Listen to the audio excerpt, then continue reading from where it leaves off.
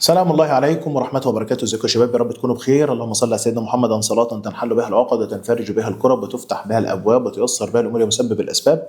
معانا ريفيجن ليسون 2 شابتر 2، وهنا ريفيجن هنقول من حيث الجايدنس أو الجايد لاينز بتاعت كل جزء وكل فكرة لوحدها، بدل ما نجمع الجزئيات كلها على بعضها ونتكلم في السيركلر كويل والسيلينويد بصوره كبيره جدا. لا، نقطعهم حتت صغيره طبقا لتوزيع الكتاب التفوق، مع كل جزئيه او كل نقطه مساله او مسالتين، بحيث ان احنا نفتكر بصوره سريعه، كريكاب سريع او كريفيجن سريعه في اقل وقت قدر المستطاع. بيظهر معانا في الجايدنس رقم 1 بيقول لك ان المagnetic فلكس دانستي عند سنتر السيركلر كويل، انت عارف ان هو بيساوي ايه؟ منير ميو ان اي على 2 ار، وانت عارف ان الميو بيرميبيليتي اوف الاير او البيرميبيليتي بتاعت الميديم، لان نمبر اوف تيرنز بتاعت السيركلر كويل، الاي الالكتريك كارنت انتنسي اللي ماشي في السيركلر كويل، طبعا الار راديوس الكويل نفسه، وانت عارف ان في 3 ار سمول اتكلمنا عليهم. قلنا ان الار سمول في واحده راديوس الكويل وفي راديوس الواير، وراديوس الواير ده بيبقى ريليتد بالريزيستنس بتاعت الواير، وعندك الراديوس اللي هي والار سمول اللي هي انترنال ريزيستنس بتاعت الباتري اللي بتبقى متوصله في السيركت اللي موجود فيه السيركت كويل، لان السيركت كويل ممكن يبقى موجود في سيركت كمساله ويبقى في اي ماشي في السلك، وجاي قيمه الاي دي هنحسبها من الباتري كمساله كبيره يعني هنا. وبعد كده الراجل قال لك النمبر اوف تيرنز اللي احنا بنتكلم عليها، ثم جزئيه الجرافس. وجزئيه الجرافس اللي بنتكلم عليها ممكن يقول لك ان البي دايركت، طبعا انت عارف ان العلاقه ما بين البي والان دايركت، ما بين البي والاي دايركت، وما بين البي والار انفرس او 1 اوفر ار تبقى دايركت. ثم انت عارف ان القاعده اللي بنحدد بيها دايركشن المagnetic فلكس دانسيتي اوف ا سيركل كويل امبير رايت هاند رول، صوابعك دي مع الاي وصابعك الثمب ده بيشاور لاتجاه البي، اتفقنا؟ ثم قال لك الرايت هاند سكرو رول، قاعده البريمه اليمنى، او امبيرز رايت هاند رول، او كلوك وايز وانتي كلوك وايز طبقا للنقطه اللي انت شايفها دي. ادي ال 3 رولز اللي احنا بنطبق بيها، بس اغلب شغلنا بيبقى حضرات اعتمادا على مين؟ بيبقى اعتمادا على امبيرز رايت هاند رول. حلو الكلام. نبدا ببروبلم 3. السؤال رقم 3 بيتكلم على ايه عشان نشوف التعويضه بتاعته. سؤال رقم 3 قال لك ده دور تاني 2024 كامتحان ثانويه عامه. قال لك انت معاك 100 لفه سيركل كويل، ادي كده معانا الان، والراجل كده بيقول لك معاك الاي، وبقول لك الراديوس اوف كويل كده الراديوس على بعضه ب 2 باي، ما تنساش ان ده بالسنتي يعني حوله بالمتر. الراجل قال لك انا عايز البي انا وانت عارفين ان هي منير، ادي البي. المنير اللي عندك بنقول 4 باي تايمز 10 باور نيجاتيف 7، الان ب 100، وبالتالي الاي ب 5 والار 2. فين ال 2 يا صاحبي؟ ادي ال 2 تايمز الاي اللي هي 2 باي تايمز 10 باور نيجاتيف 2. ده السبب يا صديقي ان انت لازم تحولها من سنتيمتر، ايوه، من سنتيمتر لمين؟ لمتر، فبتقول تايمز 10 باور نيجاتيف 2. دي تطلع معاك الانسر. بسم الله، نجيب الاله الحاسبه اهو. هنا 4 باي تايمز 10 باور نيجاتيف 7 تايمز 100 تايمز 5 اوفر 2 تايمز باي، تطلع معانا لتشوز رقم 5 لتشوز رقم دي ان شاء الله. اتفقنا؟ خلاص، ده السؤال رقم 1 او السؤال رقم 3. النقطة اللي بعد كده هي فكرة تانية ريليتد بالاي عموما. قال لك in Bohr's hydrogen model an electron، يبقى انت معاك كام الكترون؟ واحد بس، بيلف في سيركولار اوربت، ده الراديوس بتاع الاوربت بالانجستروم والتحويله بتاعته 10 باور نيجاتيف 10، وبقول لك خلال تايم قدره كام يا صديقي؟ 1.515 تايمز 10 باور نيجاتيف 16 سكند. وبالتالي الراجل في السؤال اللي عندك ده هو راح يقول لك انا عايز احسب الاي. طب ما انت عارف ان في البدايه الاي اللي عندنا يا ساده هي بتساوي ايه؟ بتساوي كيو على تي، وبتساوي ان تايمز اي اوفر تي. ومن هنا يا حضرات ترجع تقول لي ان الاي اللي عندك هنعوض بقى التعويضه بتاعتك دي. التعويضه اللي عندك اللي هنا دي يا حضرات هتروح تقول يا صديقي امسح ده، اظبط الكلام كده، خلي الخط مظبوط. الان عندك نمبر اوف الكترونز هو واحد. طب الاي تشارج اوف الكترون 1.6 تايمز 10 باور نيجاتيف 19. صلى على رسول الله صلى الله عليه وسلم. التايم اللي عندك هو البيريود، وخلال الفتره الزمنيه اللي بيلفها، اللهم صل على سيدنا محمد، 1.515 تايمز 10 باور نيجاتيف 16. يبقى نيجي نطلع الاي بقى بالكالكوليتور. الان بواحد ماشي. n 1.6 times 10 power negative 19 times 1.515 times 10 power negative 16 تطلع 8. بنكمل يا حضرات النقطة اللي عندنا، فأنت ورحت يطلع معاك الآي ب 8 time divided 7575 أمبير. ده كده قيمة الآي. ولما يتوفر معاك الآي أنت بعد كده تقدر تروح تجيب مين؟ أنت بعد كده تقدر تروح تجيب البي. البي اللي عندك أنت عارف القاعدة بتاعتك اللي هي الحاجة منير. فأنت هتقول ميو ان آي على 2R equals الميو قلنا 4 باي تايمز 10 باور نيجاتيف 7 تايمز النمبر اوف تيرنز. قال لك هو بيلف في مدار واحد يبقى الان بواحد تايمز الاي اللي احنا مطلعينه 8 اوفر 7 5 7 5 تايمز ال2. ما تنساش قيمة الراديوس اللي عندك هو 0.53 تايمز 10 باور نيجاتيف 10. يلا نعوض. 4 باي تايمز 10 باور نيجاتيف 7 تايمز الان بواحد تايمز 8 7 5 7 5 divided 2 divided 0.53 طلع 12.53. يبقى دي تشوز رقم سي بفضل الله. السؤال اللي بعده يا حضرات لما تيجي تبص عليه السؤال رقم كام؟ السؤال رقم 7. السؤال رقم 7 انا دلوقتي عندي جراف. انت بتروح تبص على الجراف وتخلي بالك ايه اللي موجود هنا. هتلاقي حضرتك ان البي اللي عندك هنا اهو، البي اللي قصادك ده هو المagnetic flux density وبيلعب مع الاي. فقال لك two circular coils x y the ratio between their turns ان اكس على ان واي بالرقم ده، والاوبوزيت جراف بيقول لنا العلاقه دي. انا عايز ار واي على ار اكس. بص في لعبه حلوه، ممكن نلعب لعبه بسيطه جدا. ان انا ممكن اروح جاي اعمل ايه؟ شادد خط كده اهو. انا كده ثبت قيمه البي عند اكس وواي. انا كده ثبت قيمه البي عند اكس واي. انا هروح اجيب السلوب واروح اتعامل، بس انا عايز احل بطريقه بخلاف طريقه السلوب اللي احنا حلينا بيها 1000 مره. هنا هثبت قيمه البي. هتثبت قيمه البي لاكس والواي ب 3 تايمز 10 باور نيجاتيف 5. فخلاص يعني انت هتقول ايه؟ بي اكس بيساوي بي واي. يعني انا هثبت الحته دي عندك وهقول لك بي اكس بيساوي بي واي. ادي بي اكس بيساوي بي واي. قلت له حلو ما عنديش مشكله. وبناء عليه البي اكس بتساوي ايه؟ ميو منير برضه ميو ان اكس اي اكس على 2 ار اكس هيساوي، امسح واحنا كل مره هنقفل ونعيد. لا هات من الاول والتاني عشان ايه يا ول. بسم الله بسم الله الرحمن الرحيم. هيبقى ميو ان واي اي واي على 2 ار واي. طبعا انت هتطير مين حضرتك؟ انا هطير ال2 دي مع ال2 دي والميو ده مع الميو ده. اتفقنا؟ ولما نيجي نعوض انت عايز مين على مين؟ انا عايز ار واي على ار اكس، يبقى هيساوي ان واي اي واي على ان اكس اي اكس. اتفقنا؟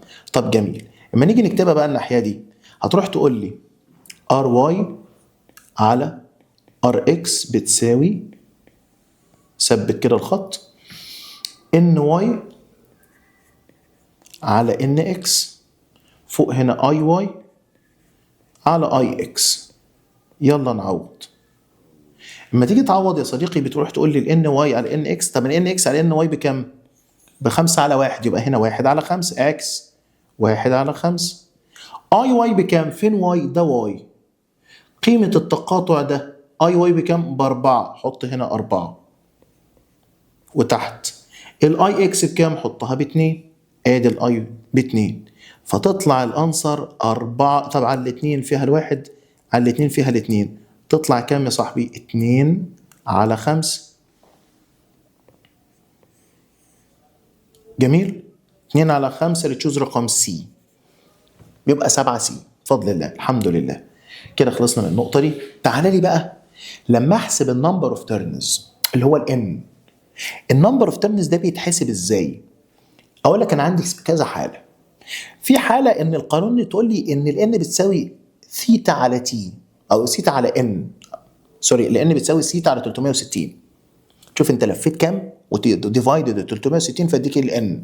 يعني لو لفيت 90 او هو عامل 90 على 360 تديك ربع، 180 تديك نص، 270 3 ارباع، او ايا كانت قيمه السيتا بقى عشان تحسبها تقول ديفايدد 360. اتفقنا؟ فهنا بقى لما نيجي نحسبها بتقول تحسبها ازاي؟ قال لك عندنا كذا كيس. ان الكيس الاولانيه انك بتروح تقول لي ان هي بتساوي سيتا على 360. طبقا للحاله دي انت بتاخد السيتا دي مش اللي بره، بتاخد السيتا دي مش اللي بره. او انت عارف ان طول السلك length of wire بيساوي، وخلي بالك من اللقطه دي، number of turns times the circumference of coil. لان ممكن الكويل يجي على شكل فريم سواء ريكتانجل او سواء سيركل، فبقول السيركمفيرنس ما اقولش 2 باي ار زي ما بعض الطلبه مبصمجه، ما بنقولش ال بيساوي ان 2 باي ار بس. 2 باي ار ده عشان ده سيركمفيرنس السيركل، فنصحصح في الحته دي. فانت بتقول البارامتر بتاع الوان تيرن او اللفه، احنا قلنا ال هو عشان شوف انت جالك منين فوق، ما انت رايح تقول له ان ال بيساوي ان تايمز 2 باي ار، فانت لو عايز الان بيبقى ال على 2 باي ار. اتفقنا؟ ولما تيجي تروح تلعب بقى وتعمل اعاده تشكيل للسلك، يعني انت لو عندك واير ولفيته كده على بعضه ممكن تلفه 5 لفات، السلك طوله متر وتلفه كده تلاقي 5 تيرنز، طبعا ليه راديوس. لو مسكت رجعت السلك لطوله الاصلي لان طول السلك مش هيتغير ورجعت لفيته 20 لفه، طبيعي مع عدد اللفات بتزيد طبقا للقانون ده، ان ال ثابت وال2 باي ثابتين. اللي باللون الاسود الراديوس ده والان دول انفرس مع بعض، كل ما عدد اللفات تزيد قيمه الراديوس الكويل اللي عندك هتقل. اتفقنا؟ اتفقنا. فالراجل لعب على الحته اللي انا بعلم لك عليها بالاحمر دي، قال لك بما ان طول السلك ثابت فطول السلك بيساوي ال او ان او ال ان في 2 باي ار وان في 2 باي ار، فتعمل علاقه ما بين انك هتطير ال 2 باي مع ال 2 باي، فانت تقول ان 1 على ان 2 اعكس هتساوي ار 2 على ار 1، يبقى انت بتلعب مع دول باور 2. يعني انت لما تروح تقول لي بي 1 على بي 2 طبعا الميو طايره وال2 طايره، وانت والاي بحكم ان لو عدى نفس الاي فانت بتقول الاي كونستانت لو عدى نفس الاي، فانت هتقول يا اما ان 1 باور 2 على ان 2 باور 2 اي 1 على اي 2، او اعكس الارات ار 2 باور 2 على ار 1 باور 2 اي 1 على اي 2. ولو الاي كونستانت معدي نفس الاي فانت بتلعب في الانات والارات بس، ودي عليها مساله دلوقتي. باجي بقى بكمل بقى او بنكمل على النقطه الصغيره دي. صلي على سيدك، انت عندك هنا نقطه صغيره، لو انا جبت السيركل كويل وقطعت منه جزء، لو انا هوصل بيقول لك when a portion of circuit coil is cut، قلت له ماشي. فلما يتقطع جزء زي كده قال لك the number of turns changes such that، ما طبيعي عدد اللفات هيتغير. هو راجل بيقول لك لو same current passes through it، لو عدى نفس الاي، انت مثبت الاي ثابت، فانت ايه اللي حصل؟ انت قطعت عدد من اللفات. طب ما البي دايركت مع الان، ولما البي يكون دايركت مع الان والان تقل فالبي هيقل، فقال لك المagnetic flux density هتقل. قلت له حلو. فقال لك بس لو انت بقى في الحاله الثانيه وصلت الجزء الباقي بنفس الباتري، بنفس الايه؟ الباتري. قلت له اه. قال لي ما انت نفس البطاريه فانت بتلعب على الفي بي. قلت له حصل. فهيلعب معاك على نقطه انك طبيعي هتقص الجزء من السيركل كويل، فلما تقص جزء فالان بتقل والار بتقل، عشان كده قال لك ان الكرنت هيزيد. فبقول لك the current increases، الكرنت هيزيد. قلت له حلو. قال لك لان while the magnetic flux density remains constant، لانك لما تقطع جزء من الكويل ده بيقلل عدد اللفات وبيقلل الريزيستنس بنفس القيمه، وبناء عليه نوصل لنفس النتيجه اللي احنا وصلنا لها.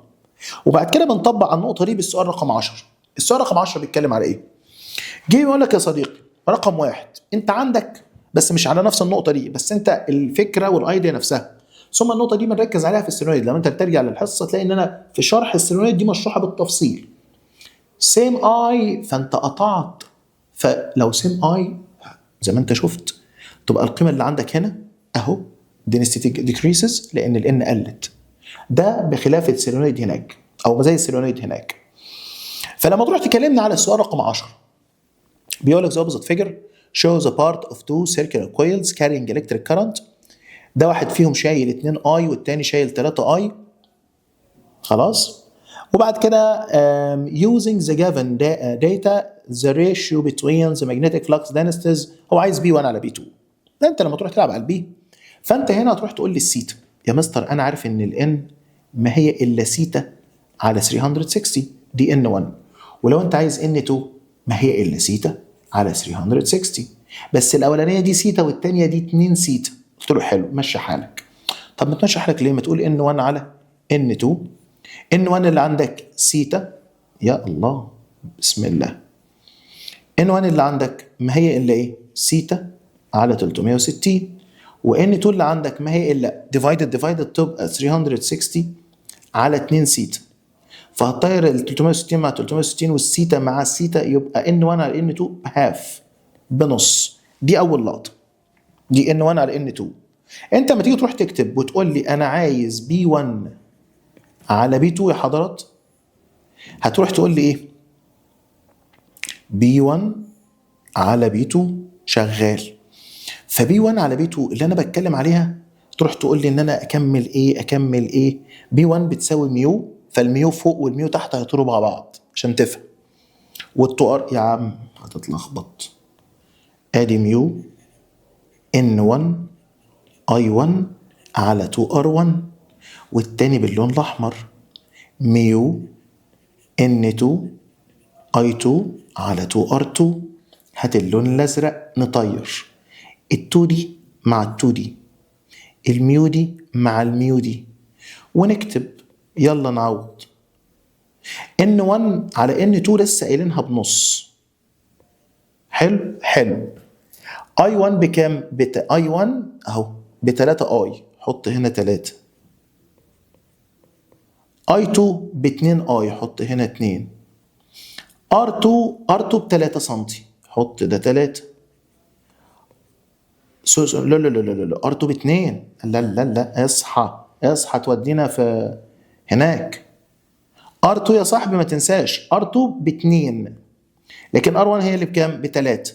فنيجي نطير ال3 دي مع ال3 دي وال2 ده مع ال2 ده، يبقى الانسر هتساوي نص. ده السؤال رقم 10، يبقى اللي تشوز بيه. على هادي جدا، والراجل بيحبوا مسائل الريشيو في الامتحانات عموما. السؤال اللي بعده السؤال رقم 13. هتتعامل مع 13 ازاي؟ سيركلر كويل ماشي، ليه كام؟ 20 لفه. حلو الكلام، 20 لفه. وذ راديوس قيمته كام؟ يبقى ادي N1 وادي R1، وادي شايل I قيمته، وادي I1 produces magnetic flux density اسمها B. لو الكويل ريوندد انا قعدت لفه، يبقى انت كده دي N2. then the current needed to keep the magnetic flux density at the center remains constant. فانت عايز ان الB1 بيساوي الB2. ده المنطق اللي انت عايز تلعب عليه، فاهمني؟ وبعد كده انت لما تيجي تروح، انت هتروح تقول لي ان طول السلك هنا في المساله، بتروح تقول لي ان طول السلك ثابت. فانت في البدايه خالص قبل ما نكمل شغل، انت عارف ان طول السلك في الحاله الاولانيه هو طول السلك في الحاله الثانيه.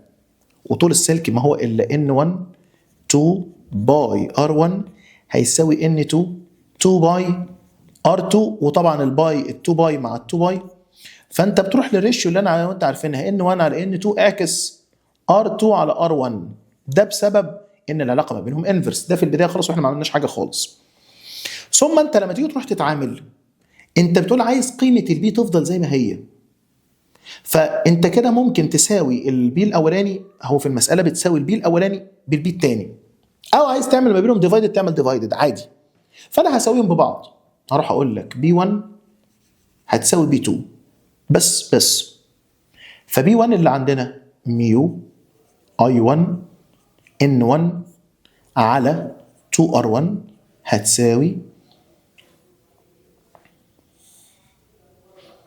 ميو I2 N2 على 2R2.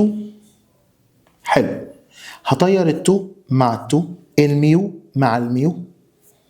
وبعد كده يا حضرات ادي الايكوال. وانت عندك I1 بكام؟ ومعايا I2 وعايز الاي 2. I1 هنحط I1 ب 0.42 تايمز N1 ب 20. هو اللي قال ادي N1 ب 20 على 2R1 R1 ب 1.7. حلو. I2 هو عايز I2، سيب I2 تايمز N2 ب 10. ادي N2 بكام؟ ب 10 ماشي. طب انت هتطلع R2 منين؟ ما هي نفس النسبة والتناسب بس اعكسها. يعني انت لما تيجي تحطها هتيجي تحطها بايه؟ انك لو جيت حطيت هنا ممكن تقول ان نفس النسبة دي بس عكسها. او انت عارف برضو ان انت عندك في نقطة، انت لو احنا جينا نكتب القانون ازيك يا صلاح، فانت لما تيجي تحط النقطة دي هتروح قايل هترك، فانت لما توصل هنا ما تلاقيش R2، ما هو نفس النسبة والتناسب، نفس النسبة والتناسب. بمعنى انت عارف ان N1 باور 2 على N2 باور 2 بيساوي R2 باور 2 على R1 باور 2. قلت لك حلو جميل جدا. فانا اوريدي لو انا حبيت اشيل N1 و N2 فانت كده توصل لحد كده احنا عايزين نعوض عن قيمة الR2، بس انا مش معايا الR2 فالمسألة بتقف عند الحتة دي للسبب ده. فانت ممكن تشيل الانات وناخدها بنسبه الديفايدد عشان نوصل للصوره دي. فبدل ما اقول عندي الارات اروح انا قايل لك تعال ولا يجرى حاجه، تعال اقول لك B1 على B2 هتساوي بسم الله N1 باور 2 على N2 باور 2 I1 I2. N1 بكام عندي؟ ب 20 باور 2. N2 بكام عندي؟ ب 10 باور 2. I1 بكام عندي؟ I1 فين I1؟ I1 ب 0.42. أنا عايز I2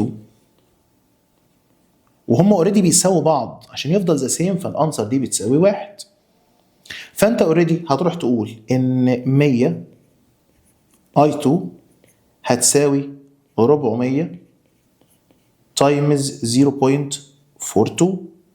الصفرين يروحوا مع الصفرين يبقى 4 تايمز 0. هتروح تقول لي 4 تايمز كالكوليتور اديني ثانية 4 بسم الله تايمز 0.0.42 1.86.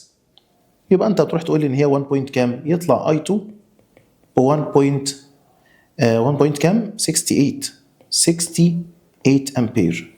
يبقى تشوز رقم بي. فانا انت لو انت رحت وجيت تحل ولقيت ان الار ما طلعتش او الار مش جايه معاك او احنا ممكن نسلكها واعكس نفس النسبه بتاعت الانات، بس عشان انت ما تلخبطش نفسك روح على دي. احنا بنكتب القانون، في حاجه ناقصه ما طلعتش معانا بروح على الصوره الثانيه، ما بنغلبش بفضل الله، مشي امورك.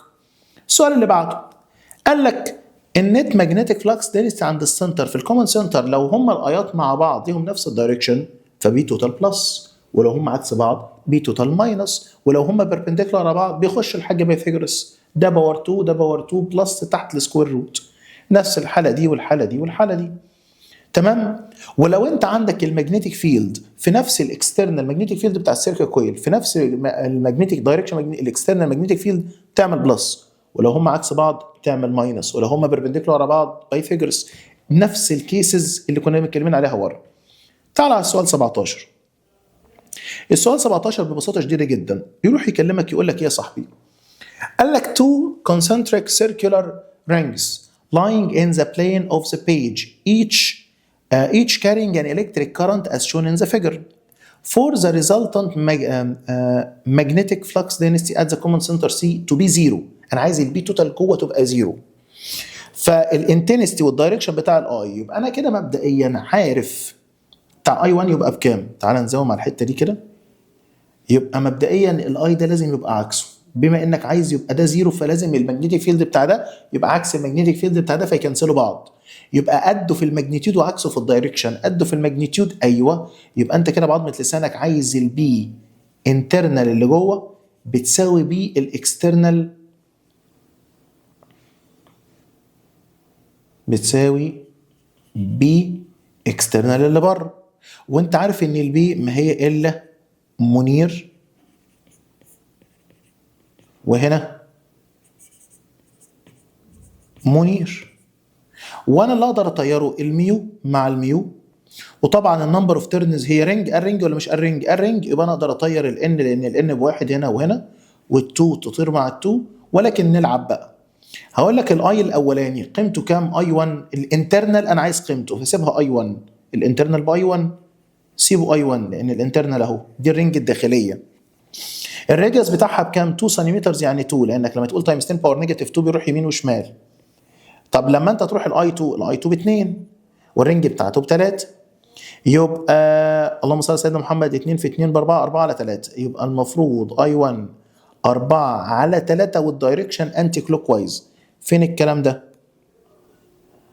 4 3 وكاونتر كلوك وايز دايركشن يبقى تشوز رقم بي بفضل الله. السؤال 17. تعال على السؤال ده 21. 21 بيكلمك في ايه بقى يا صاحبي؟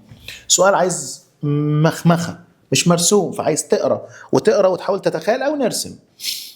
السيركل كويل ادانا الانات بتاعته زوم كده معايا. اداني الانات بتاعته بكام يا حضرات؟ ادي الان ب 50 وقال لك الاي بتاعته ب 1.4 and its axis aligned with the earth's magnetic field of flux density يبقى دي قيمة البي. بسم الله بفضل الله صلى الله عليه وسلم. فكده في external magnetic field زي المسألة وبي الكويل هو او الكويل مع نفس المagnetic field بس ما اعرفش بي الكويل في نفس الدايركشن ولا عكسه. حلو حلو. وبناء عليه اما تيجي انت تتكلم على الحته الصغيره دي هتقول لها مستر it's found that ايه بقى؟ ان when the coil is overturned لما الكويل انقلب التوتال ماجنتيك فلكس دينسي عند السنتر بقى دبل. يبقى انت في الحاله الثانيه بقيت دبل. طب انت ما تيجي تشتغل بقى على الجزء ده هتشتغل عليه ازاي؟ هتروح تقول لي ان انت في الوضع الاولاني الوضع الثاني بقى دبل الوضع الاولاني. هو الوضع الثاني لما يبقى دبل يبقى معناها زاد، ولما معنى انه كلمه زاد فمعناها ان هم بقوا بلس. يعني انت عايز تقول لي ان بي في الحاله بي توتال في الحاله الثانيه هم بقوا دبل بي توتال في الحاله الاولانيه. ده الاصل. قلت له ماشي. ففي الحاله الثانيه يبقى دبل يبقى كده بي الكويل زائد بي الارث هنقول ده رمز ايه؟ هيساوي 2. يبقى الحاله الاولانيه هم كانوا ماينس. هم كانوا ايه؟ ماينس. بس مين؟ بي الكويل اكبر؟ يبقى نحطها الاول. يبقى بي الكويل هي ماينس بي الارث. ده المنطق المفروض نشتغل بيه. وهو عايز يا صاحبي الراديوس، عايز الار. فمساله بسيطه. بي الكويل هنخش بالقانون اللي هو منير ميو ان اي على 2 ار زائد بي الارث وهنا هتساوي 2 برضو ميو ان اي على 2 ار ماينس بي الارث. فانت هتروح تشتغل الميو بكام؟ نضرب ال2؟ لا احنا هنخليها في الاخر شيفت سولف خبطه واحده وراح دماغي. الميو عندك 4 باي امدان الميو ليها قيمه عندي ايوه عشان ما تتلخبطش. قال لك البرميابيليتي دي اللي انا محتاج اعوض بيها.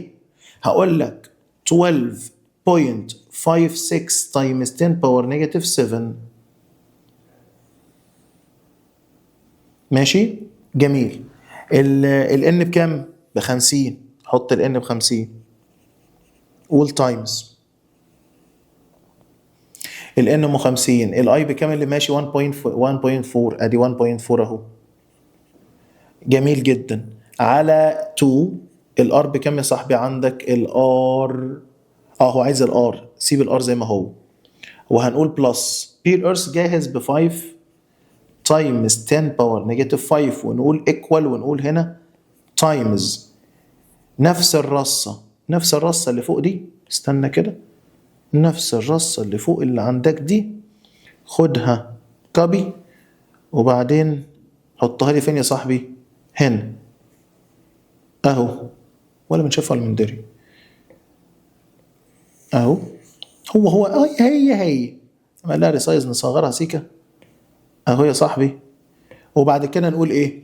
نقول ماينس بي الارث اللي هي 5 تايمز 10 باور نيجاتيف 5 واقفل البراكت. بس خش على الحاج شيفت سولف. بسم الله الرحمن الرحيم. هتكتب 12.56 تايمز 10 باور نيجاتيف 7 تايمز 50 اللي هو الان تايمز 1.4 1.4 يا صاحبي، ايوه 1.1 دي divided 2 times ال unknown بتاعك، وبعد كده تقول الحج equal، وبعد كده تقول times 2 times وافتح براكت، نكتب نفس الكلام ادي 12.56 times 10 باور نيجاتيف 7، انزل تحت بسم الله، يلا يابا يلا يابا. هنا بكام؟ 2 times ال unknown بتاعنا اللي هو الالفا اكس، ماشي بسم الله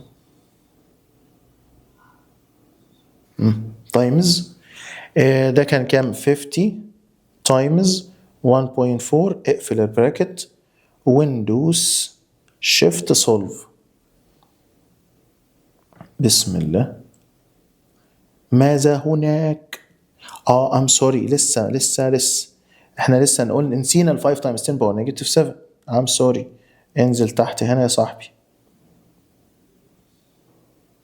ماينس 5 تايمز 10 باور نيجاتيف 5، وبعد كده يا صاحبي اقفل البراكت. يطلع الاكس اللي عندك بكام؟ يطلع الاكس اللي عندك بكام؟ فين في التشويسز؟ فين في التشويسز؟ هل احنا كتبنا تحت 2x؟ تحت 2x ماشي. اللهم صل على سيدنا محمد. فين الار اللي عندك؟ الار اللي عندك الار لا، هي الار مش طالعه، الار طالعه عندي ايه؟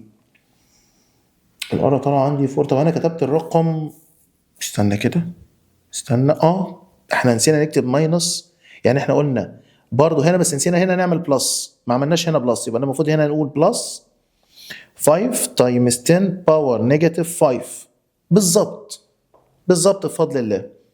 تطلع معاك ايوه 2 5 تايمز 10 باور نيجاتيف 5، هنا بلس وهنا نقفل البراكت بس اهو. ده الراديوس هو اللي تشوز رقم كام؟ اللي تشوز رقم بسم الله الرحمن الرحيم،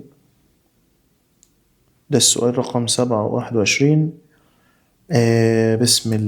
بسم الله دي طالعة كام معايا؟ طالعة معايا 2.93 في الآخر قايل لي تايمز 10 باور نيجاتيف 1، يبقى دي عندي المفروض ده يرحل ال 10 باور نيجاتيف 1 يرحلها ديسيمال تبقى 0.293 اللي هو اللي تشوز الرقم دي بفضل الله.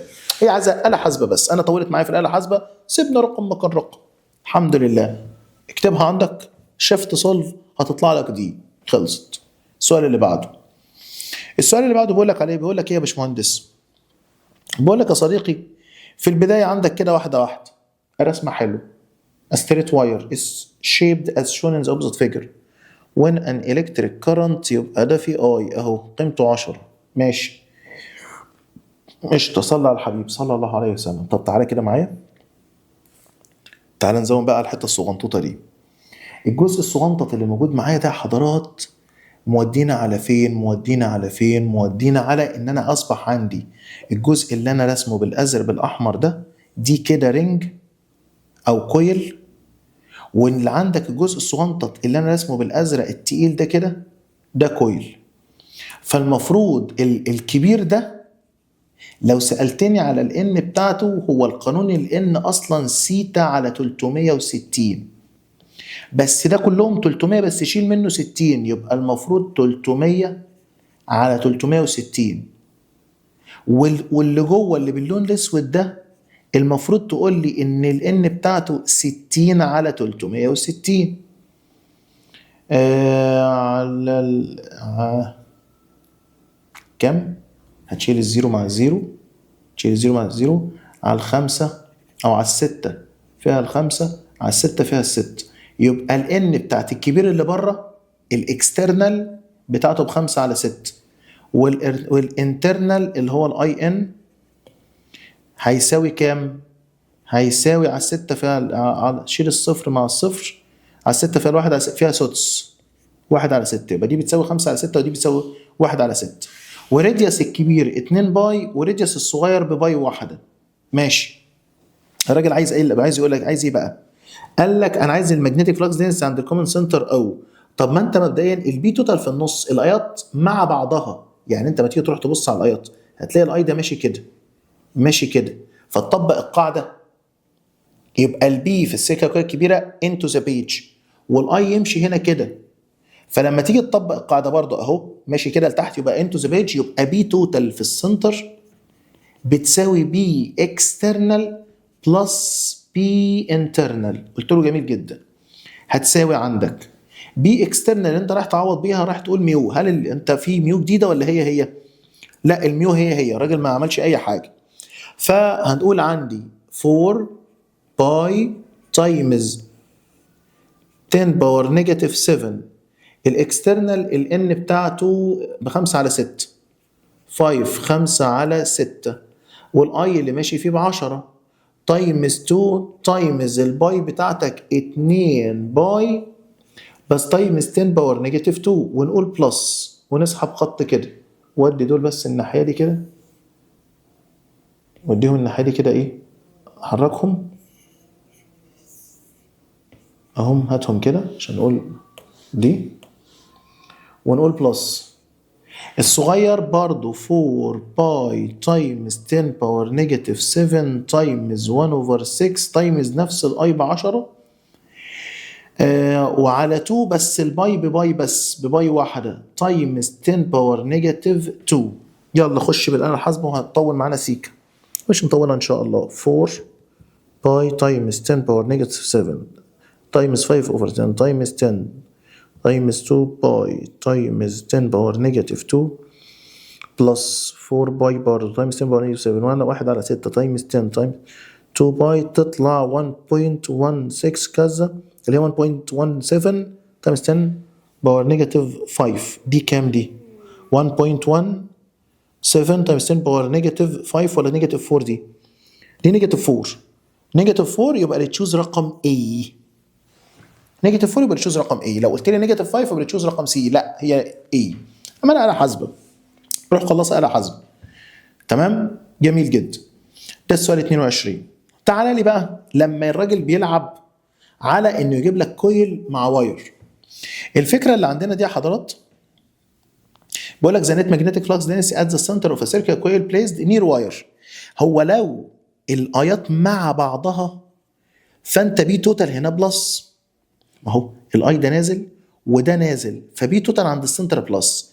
بس لو هما ان كونتاكت فالراديوس الواير هو نفس الدي المسافه اللي ما بين الواير والسنتر، لان انا بحسب البي توتال عند سنتر السيركل، عند السنتر. فهنا حضرتك، لكن هنا لما تيجي تحسب هنا الار مش قد الدي. انا عشان احسب الراديوس ده براديوس، يعني الراديوس ده بار عادي خالص اهو، لكن المسافه دي كلها دي مش قدها. فكان بتيجي في مساله انه بيديك المسافه الصغنطوطه دي بس، وعشان تطلع دي كنت بتعملها بلس على الار. اتفقنا. وبناء عليه هنا لما تقول لي ان ذا سيم دايركشن وما تقول لي اوبزيت دايركشن فانت بتعمل ماينس، والنيوترال بوينت انت بتخلي ده بيساوي ده عشان تطلع الاي او الار اللي هو عايزها. هنا لو هما مع بعض بعمل بلس، لو هما عكس بعض بعمل ماينس، ولو بيربنديكولار بنروح على بايثاغورس. تعال نشوف المسائل اللي جايه عليهم شكلها ايه. السؤال رقم 28. انا لو حبيت افكر في 28 تحله ازاي؟ انا عندي الواير ان كونتاكت مع مين؟ مع الكويل. الوصف المبدئي عندي في الرسمه ان الاي بتاع الواير ماشي كده، لكن اي الكويل طالع، فهم عكس بعض، فاكيد بي توتال ماينس. قال لك الاوبزيت فيجر الميتاليك رينج اللي عندك، كلمه رينج معناها ان بواحد، والراديوس بتاعها ده كده معناها الار وهو مدولنا ب5، وموجود كارينج كارنت اي. ماشي. بقول لك في لونج ستريت معزول اللي عندك سيم بلين تانجنت، معنى تانجنت يبقى الار بتساوي دي، محطوط في السيم بلين. ماشي. كارينج الاي يبقى الاي اللي ماشي هنا باي. ماشي. عايز الماجنتيك فلكس دينستي، الاي ده اللي يخلي بي توتال في السنتر بزيرو. طب ما انت كده عايز بي الواير تبقى قد مين يا صاحبي؟ قد بي الكويل عشان تساوي ده بده. هنا بي الواير ما هي الا ميو ان اي على 2 ار، وده يا عم الحاج ودي الناحيه دي وانا همسح واكتب ده يا حضرات بي الكويل، لكن بي الواير ما هو الا ميو اي على 2 باي دي، يبقى ده بي الكويل وده بي الواير. هتطير الميو مع الميو والتو مع التو، والان هنا بواحد عشان رينج فحطيناها بواحد.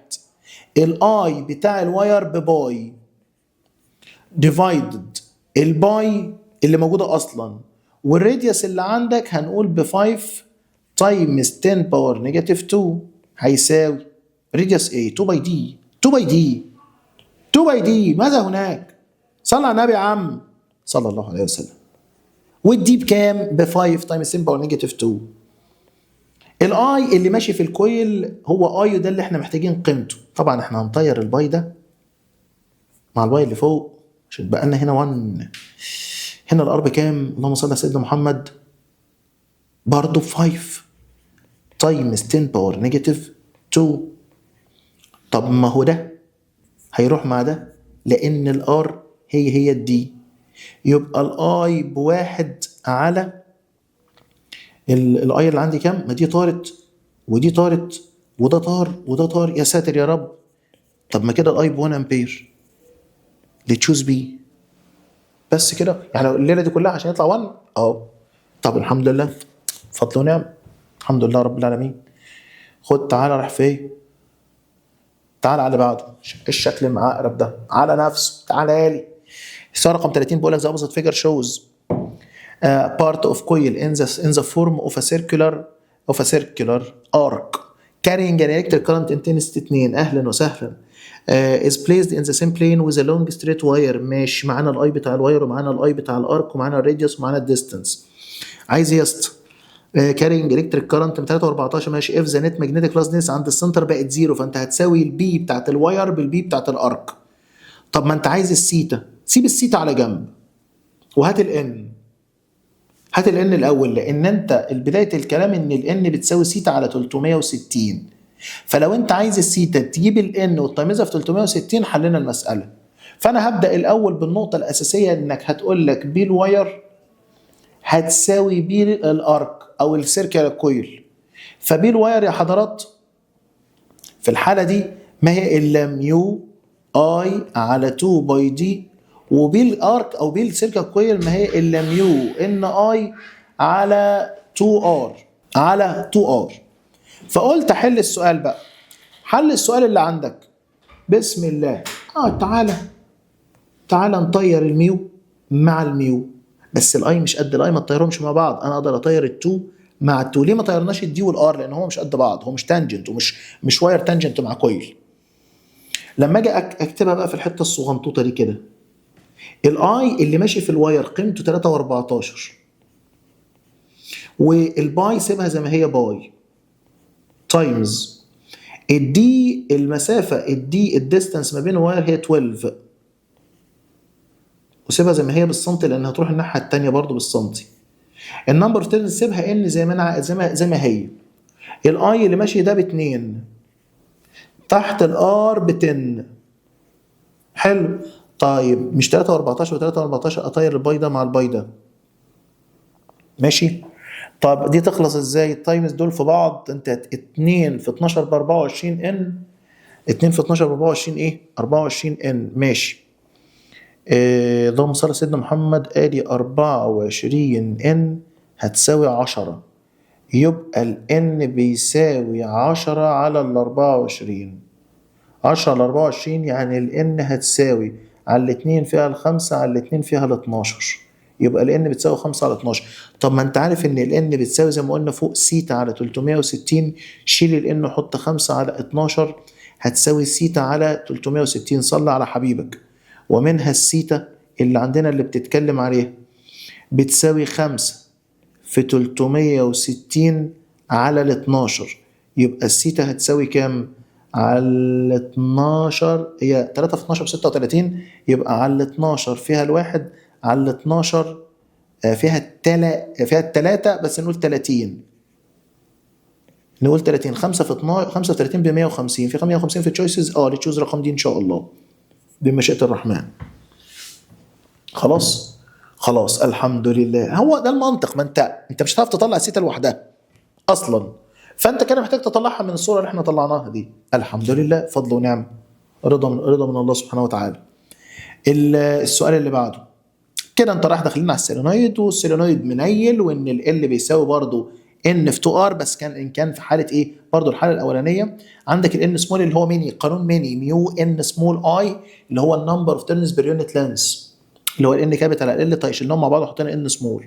ولو انت رايح تقول لينس السيلينويد بيساوي ال في 2 ار او ان في 2 ار، 2 ار ده الدايمتر لما يبقوا انتانجنت مع بعض ولامسين كده بعض، فبتقول تاخد دايمتر السلك الواحد في النمبر اوف تيرنز. اتفقنا خيرا، هنلحق ان شاء الله. فبنكمل مع بعض الجزئيه دي وبنروح على طبعا جزء الجرافس اللي عندك، ثم القاعده اللي بنطبق بيها امبير رايت هاند رول او كلوك وايز وانتي كلوك وايز. لو هو بيلف كلوك وايز الاي يبقى الفيس اللي انا شايفه ده ساوث، ولو انتي كلوك وايز يبقى نورث. تعالى على القاعده دي، او احنا عندنا دايركشن البي، فانت هتشوف دايركشن الاي، ف المagnetic فلكس لاينز بتطلع من النورث وبتروح على الساوث. الاي ماشي هنا كده فيبقى نازل، فلو نازل يبقى خارج يبقى ده غلط. هنا الاي طالع، فطالع صابع لفوق يبقى خارج كده، بس لا الاي مش ماشي كده اصلا، الاي ماشي العكس. الاي ماشي اهو، يبقى الاي نازل، فلو نازل كده يبقى المفروض ماشي كده، ده غلط. وده لو ماشي طالع فالمفروض يبقى كده، ده غلط. يبقى المفروض هي دي، هنا ماشي اهو طالع، ولو طالع صوابع لفوق يبقى ماشي كده، يبقى ده ماشي مع دايركشن المagnetic فيلد لاينز، يبقى تشوز رقم دي. كده حددنا الدايركشن. تعال على السؤال 39. انت هتفكر في 39 ازاي؟ اقول لك صلي على سيدك. ده تجريبي 2023 سيلونيد ال يبقى انا كده معايا مين؟ معايا ال، وانا كده معايا مين؟ معايا الان، وانا كده معايا مين؟ اسيلونيد اوف لينس كذا بيتكون من 100 لفه، والراديوس بتاعه يبقى دي الار، ماشي. كارز الكتريك كارنت يبقى دي كده الاي، ماشي. البرميابيليتي دي كده الميو. المagnetic فلكس density او the magnetic flux acting perpendicular to the cross section area. هو عايز المagnetic flux، ما قالش المagnetic flux density. فالمagnetic flux كده لا، صح هي الفاي ام، والفاي ام اللي بتاثر على الاريا بتاعته، على الفيس بتاعه، يبقى بيربنديكولار، فهي magnetic flux ماكسيمم. لو احنا في شابتر سي لو انت فاكر المفروض بي في ايه، فانا محتاج اجيب بي السيلينويد وتيمزها في الاريا بتاعت الفيس بتاعت السيلينويد. فانا اروح اجيب بي السيلينويد الاول اللي قانونها منيل. بي السيلينويد قانونها منيل. الميول اللي عندك ب 88 over 7 times 10 باور نيجاتيف 7. النمبر اوف تيرنز قال لك ب 100. الاي اللي ماشي قال لك ب 4.9. ال اللي ماشي او ال اصلا ب 0.2، ما هو 20 قلنا تايمز 0.2 ده مبدئيا. تعال بسم الله. ال 88 over 7 times 10 باور نيجاتيف 7 times 100 على 20 تايمز ماشي تايمز 10 باور نيجاتيف 2 هيطلع بسم الله كام؟ 3.08 تايمز 10 باور نيجاتيف 3. تروح تعوض بالقيمه دي بقى، نتايمزها على طول في الاريا. بس الاريا اللي عندك دي عشان نكتبها على طول خطه واحده هي باي ار باور 2، والراديوس اللي عندك هو ده بكام؟ 0.1. يعني 0.1 كتر خيره. اهي تيجي نكتب، هقول تايمز، ناخد القيمه دي، تعالى هنا نقول ايكوال البي اهي، قيمه البي اللي عندك اهي، حط البي هنا معلش، وقول تايمز الباي بباي، وتايمز الراديوس 0.1 والباور 2 تايمز باي شيفت باي تايمز 0.1 باور 2 9.6 ارقام تايمز 10 باور نيجاتيف 5. 9.6 ارقام تايمز 10 باور، يبقى تشوز رقم دي بفضل الله. اللي بعده السؤال 40 بقول لك a long straight wire is mounted in the form of solenoid carrying electric current، يبقى ده كده الاي. حلو الكلام. produces magnetic flux dense عند الميد بوينت يبقى ده البي، ده البي جاهز. so the number of turns per unit length، فانت عايز كده الان سمول. طب ما انت عارف ان البي بتساوي ميني ام ان اي. البي اللي عندك ب 4.4 تايمز 10 باور نيجاتيف 4 بتساوي الميو، ما جابش سيرتها 4 باي تايمز 10 باور نيجاتيف 7 تايمز الان سمول تايمز الاي اللي هم ادوها ب 7. ماشي جميل. تعالى بقى شيفت سولف او هنودي ال 4 باي تايمز 10 باور نيجاتيف 7 ديفايدد تايمز 10 تايمز 7. تروح الناحيه الثانيه بالديفايدد. يا عم شيفت سولف على طول. تطلع الان 50 في 50 بفضل الله تشوزر 50. الحمد لله فضل ونعمه رضا. السؤال اللي بعده، السؤال المعرقب ده. يا عم لا معرقب ولا حاجه، مشي حالك، صلي على النبي وخش. The opposite figure shows two solenoids X و Y, the ratio of their magnetic flux densities at the midpoint بتساوي كام؟ انت عايز بي اكس على بي واي. انت كده بي اكس اللي بتلعب عليها رايح تلعب على مين يا صاحبي؟ انت كده رايح تلعب على منيل هنا ورايح تلعب على منيل هنا مبدئيا. فانت معاك الميو. انت لو قلت ان الميو خلاص انت رايح تعمل ريشيو، ده كده دي السكه الوش انت رايح فيها. ف بي اكس بي واي الميو ان اكس اي اكس ال اكس ميو ان واي اي واي ال واي. الميو هتروح مع الميو. ماشي. هو اداني الانات يا عم كتر خيرك. الان اكس بكام؟ ان اكس بان نحطها بواحد. اي اكس بكام؟ باتنين. اي احطه باتنين. ال اكس بكام؟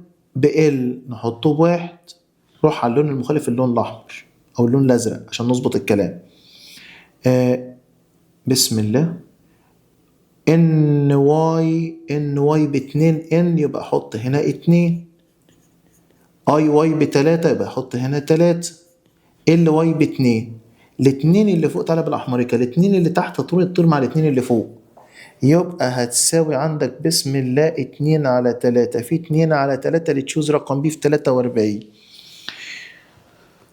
الحمد لله رب العالمين فضل ونعم. شغالة مايك؟ شغال يا اسطى؟ انا فصلت. شغالة كاميرا؟ شغال. بسم الله. السؤال 50. بيقول لك an insulated wire of radius ايه؟ دي كده radius الواير. ماشي؟ يبقى ده كده R الواير مش R الكويل. is coiled around iron rod of permeability. يعني انت مش دي كده الميو بتاعت الرود such that الترنز هم tangent. يبقى لينس السولينويد بيساوي N في 2R. عشان كده مدانا R للسلك. والكرنت اللي عندك اللي ماشي بآي، فقال لك انا عايز المagnetic flux density عند الميد بوينت. طب ما انت عارف ان البي هتساوي منيل، ولكن عشان تحسب ما انت ما عندكش النمبر اوف تيرنز، فده اللي بيلخبط. لا سيب الميو زي ما هي. الان وادي الاي. ال ده هتفكه لايه؟ هفكه الان تايمز 2 ار، والار ده ار الواير، فهتطير الان مع الان. عوض. سيب الميو اللي عندك ب 0.002 تايمز الاي، احنا طيرنا ده خلاص. الاي ب 0.5 على 2 تايمز الار ب 1 بس بالملي تايمز 10 باور نيجاتيف 3. ودي بعد الصلاة على الحبيب ادي 0.05 تايمز 0.5 تايمز 2 تايمز سيبك من 1 تايمز 10 باور نيجاتيف 3 تطلع بفضل الله في 0.5. الحمد لله سي. فضل ونعمة. قول الحمد لله مش بشطارتك، توفيق ربنا. 30 ولا شبح ولا برنس ولا حاجة، بس ربنا اللي بيوفق. اللهم ارزقنا صدق النية في السعي. السؤال اللي بعده هنا رايح على حتة السولينويد لما انت تقطع منه جزء وتوصل، فاهمني؟ وبتتكلم في حته الريشيب وتوصله بنفس البطاريه وتوصله بنفس الاي. خلاص؟ صلي على سيدك. هنا بقول لك when a uniform solenoid is cut into two parts، اتقطع لحتتين. لو انت عديت نفس الاي في كل بارت، ايه اللي هيحصل؟ البي هيبقى دايركت مع الاي، لان انت اوريدي ان الان سمول هنا نمبر اوف تيرنز بير يونت لينس هي قيمه ثابته. فلو انت بتقطع عدد معين من اللفات فده بيتناسب طردي او دايركت مع ال برضه. ما انت لو قطعت ربع النمبر اوف تيرنز فانت قطعت ربع اللينس او ربع السيلينويد، فال برضه اتشال منه ربع. لكن لو وصلت كل واحد فيهم مع نفس البطاريه فانت كده بتلعب يا صاحبي مع حته الريزيستنس، والريزيستنس هنا انفرس مع الاي. فهنشوف المساله جايه معانا ازاي طبقا للريشيوز اللي قدامك. انت عارف الاي انفرس مع الاي والاي دايركت، والاي اللي عندك هيبقى علاقته مع الان اللي قدامك دايركت والانفرس ثم مع ال، لكن احنا المساله هي اللي هتفرض نفسها عشان ما نكترش عليك في الريشيوز. خش بالمساله على طول. السؤال 52. السؤال 52 بيقول لك وين يونيفورم سولينويد with n turns.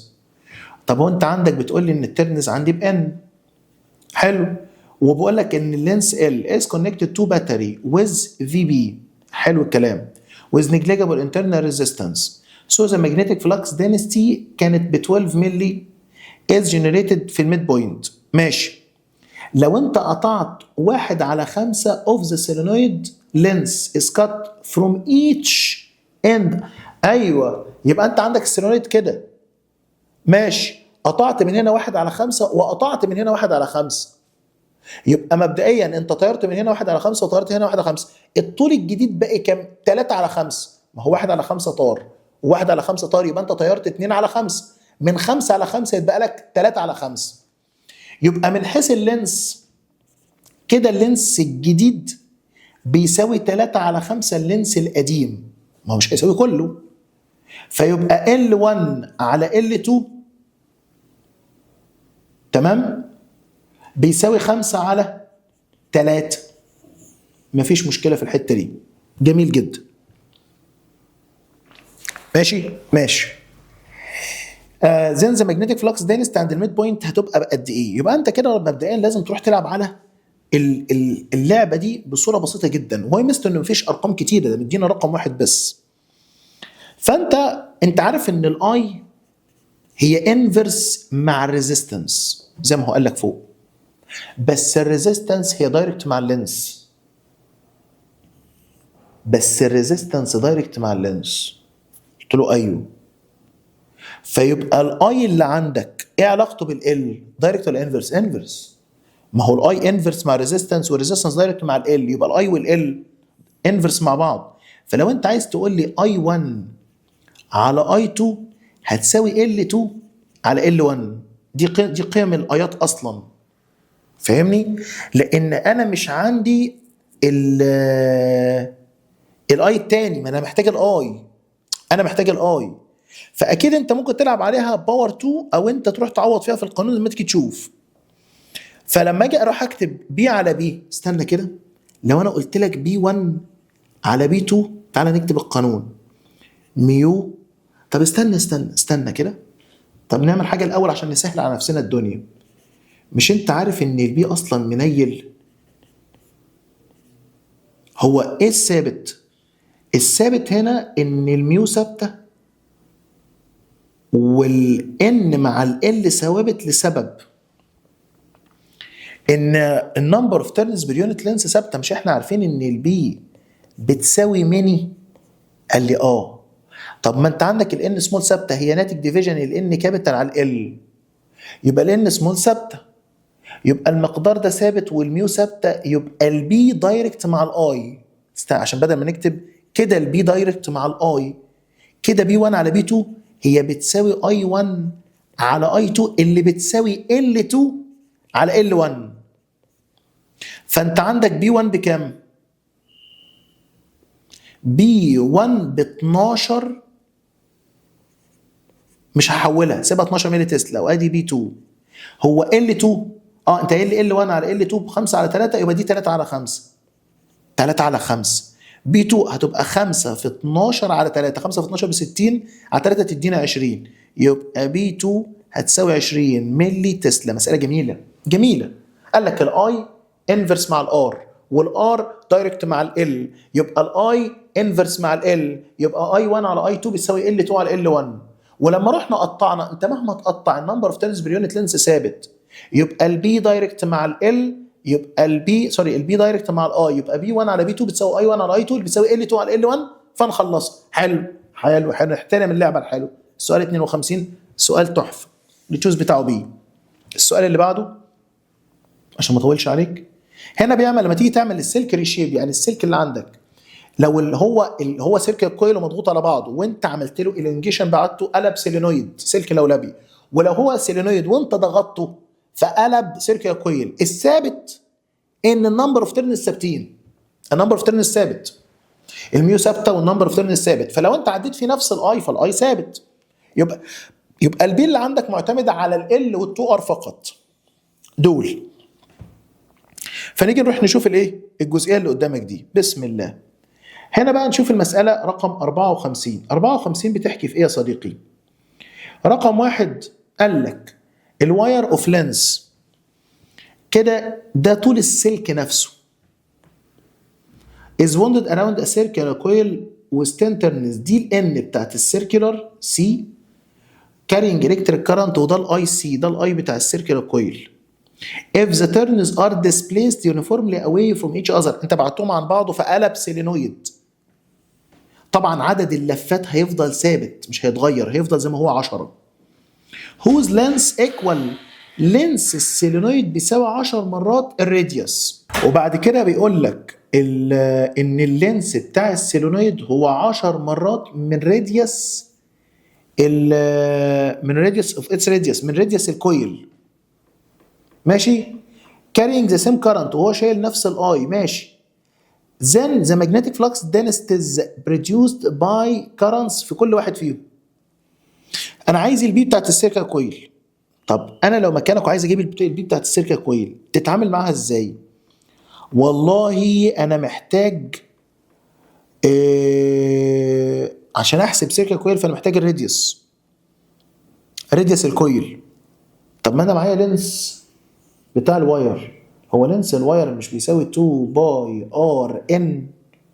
الار ده بتاع الكويل مش بتاع الواير، يبقى الار بيساوي ال على 2 باي ان.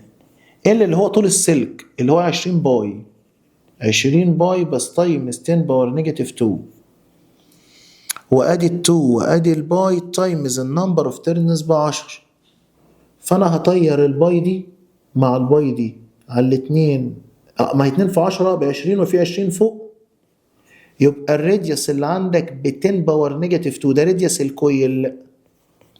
طب ما كده لينس السيلينويد هيساوي 2، لا هيساوي 10 بقى، هو قد 10 مرات، هيساوي 10 تايمز 10 باور نيجاتيف 2 اللي بيديك 10 باور نيجاتيف 1 اللي هي 0.1 متر، وده متر. ده كده مبدئيا، فاهمني؟ فانا كده طلعت ده وطلعت ده. فلو انت عايز الماجنتيك فلكس دينستي بتاعت السيركل كويل هتقول منير. تعالى نقسم البحر نصين. هنقول البي كويل هيساوي المنير اللي عندك 4 باي تايمز 10 باور نيجاتيف 7. النمبر اوف تيرنز هتفضل زي ما هي 10، وترجع تقول لي الاي اللي ماشي عدى نفس الاي ب 0.5 على 2R2، والراديوس قلنا ب 10 تايم ب 2R 10 باور نيجاتيف 2. تمام؟ استنى بقى نحسب. 4 باي تايمز 10 تايمز 0.5 تايمز 2 تايمز 10 باور نيجاتيف 5 تطلع بايه؟ ايه الرقم ده؟ طب استنى دوس اس دي، هو يكافئ من تشويسز. باي تايمز 10 باور نيجاتيف 4، يبقى يا اما A يا اما C. ماشي. تعالى نحسب السيلينويد. بي السيلينويد منيل برضو 4 باي تايمز 10 باور نيجاتيف 7. الاي نفس الاي اللي معدي ب 0.5. طيب الان برضو ب 10، بس ال هي نفس المساله، بس ال اللي عندك قلنا ب 0.1. يلا نفس الاله الحاسبه عشان نغيرها. دوس على الصح. ادي 4 باي ما هي بس غير لي اللي تحت بس 0.1 هتطلع ايه الارقام دي؟ هي استنى، تكافئ مين من دول؟ هي ال 2 باي، يبقى باي و2 باي، يبقى اللي تشوز رقم ايه؟ السؤال 54 ايه. بس كده تعويضه، بس هي اللقطه في الحته دي، اللقطه في الحته دي اللي انا حلتها لك. هنا حضرتك لما احنا نروح نقول لك التو ماجنتيك فيلدز اللي عندك يكونوا مع بعض بلس عكس بعض ماينس وبيكون بيربنديكولار، بتعمل لهم بايثاغورس. تعال على السؤال 58. السؤال 58 اللي احنا بنتكلم عليه ببساطه شديده جدا. قال لك السيلينويد ان الطول بتاعه كام؟ 100. وادي العدد اللفات، ادي ال السيلينويد with number 10 turns، ادي كده الان وادي كده الاي. It's placed parallel، اتحط parallel to uniform external magnetic field flux with density، يبقى دي كده البي ده بي external. ماشي. in the figure as shown in the figure. طب ما انت لازم تشوف لي اتجاه الاي، ما اتجاه الاي كده نازل، ولو اتجاه الاي نازل يبقى اتجاه البي بتاعت السيلينويد في نفس اتجاه البي اكسترنال، يبقى بي توتال بلس. فالنت ماجنتيك فلكس دي لسه عند السنتر، لا هي بلس كده، وهو اداني البرمابيلتي، يبقى بي توتال هتساوي بي السيلينويد بلس بي اكسترنال. فترجع تقول لي بي السيلينويد بكام حضرتك؟ هتبقى البرمابيلتي 0.002 تايمز ميو ان الان 10 باور 2، الاي اللي عندك 10 على ال ب 0.1، ما هي 10 او 100 تايمز 10 باور نيجاتيف 2 اللي هي ب 1 بلس البي اكسترنال 0.04. بسم الله.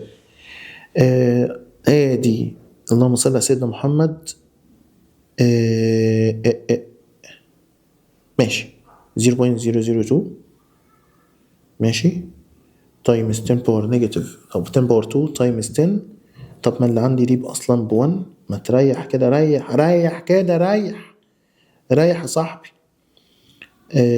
دي هتديني 0.2، فدي هتديني مش من غير آلة حاسبة، ما هي دي ال1000 دي هتديني 2، يبقى 2.04. يبقى اللي تشوز، لا دي بعيدة دي، يبقى اللي تشوز رقم ايه؟ تشوز رقم ايه بفضل الله. خلاص يا حضرات ماشي. وبقى لنا الجزء المسألة، عندنا مسألة واحدة. ماشي سؤال 62. بقول لك سيركا كويل، هنا انت ما بتحط سيركا كويل مع السيلينويد لو برضو المagnetic فيلد مع بعض بلس وعكس بعض ماينس. وريني السؤال رقم 62. السؤال 62 بيتكلم في ايه يا حضرات؟ رقم 1 بيقول لك along solenoid with ايه دي اي دي ولا دي كام؟ هو ايه على باي دي؟ تيرنز بير سنتيمتر، ما هي المفروض دي ان سمول، وشايل اي قيمته 5. طيب ما هو انا ما اعرفش دي اي على باي ولا قيمتها كام؟ ولا واحد على باي؟ انا عايز اعرف الان سمول بكام عشان ما تلخبطناش. دي ايه بقى؟ طب خلاص يبقى هي كلمه غالبا مش كامله عندي الحته دي عشان ما توقفناش. بس انت اوريدي هنا لو قلنا ان انت معاك مثلا الان وقلنا معاك الاي زي الشكل اللي انت شايفه around the midpoint and axis there is a circular coil، كده دي الان بتاعت السيركل كويل، ومديك الراديوس the intensity and the direction of the current that must be passed في السيركل كويل as seen by the observer in order to make the magnetic flux density zero. الخلاصه عشان ما اطولش عليك، انت عايز البي توتال بزيرو، فلازم اتجاه المagnetic flux density بتاعت السيركل كويل عكس اتجاه المagnetic flux density بتاعت السيلينويد، يكونوا اوبزيت دايركشن فيكنسلوا بعض. فانت مبدئيا هتقول بي سيركل بغض النظر عن الارقام، بي سيركل كويل بتساوي بي سيلينويد. بي سيلينويد عندنا هيبقى ميني ميو ان اي، وبي سيركل كويل هتبقى مونير وتساويهم ببعض. والاوبزرفر وهو بيشوف لو اتجاه السيلينويد الاي بتاع السيلينويد بيتحرك او طبقا لاتجاه الاي السيلينويد هو نازل، فلو نازل يبقى الاتجاه بتاع السيلينويد ده كده نورث، فده كده ساوث، فلازم السيركل كويل يبقى عكسه، يبقى نورث عشان يبقى خارج، يبقى بيه السيركل كويل يبقى ماشي كده. وبعد كده انت فهمت الدايركشن، ولو انا شايفه طالع من عندي يبقى بيتحرك انتي كلوك وايز، انا ما شفتش ارقام، فيبقى اكيد بيه السيركل كويل لازم يبقى انتي كلوك وايز او كاونتر كلوك وايز. يبقى يا اما A يا اما B وتخلص مع يا اما A يا اما C وتخلص بالارقام، وكده يبقى خلصنا حضرات.